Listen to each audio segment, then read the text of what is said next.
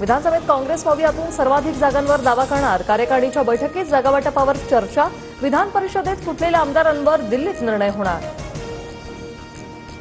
लोकसभेत अजित पवार गटाच्या नेत्यांनी मदत केली नाही, अजित पवारांच्या काही आमदारांनी मवियाला मदत केली.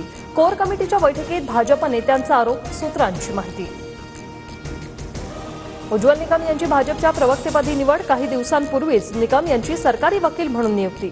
सरकारी वकील असतानाच निकम यांची प्रवक्तेपदी वर्णी. मीडियाला बाईट देण्यासाठी भाजपकडून नेत्यांची नेमणूक, सकाळी 4 नेत्यांची टीम तर दुपारी 6 नेत्यांची टीम मीडियाशी बोलणार.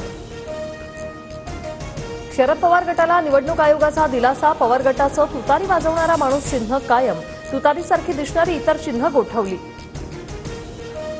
निवडणूक आयोगाने बिगुल आणि तुतारी चिन्ह गोठवलं. पवार गटाला या चिन्हामुळे लोकसभा निवडणुकीत फटका बसला होता.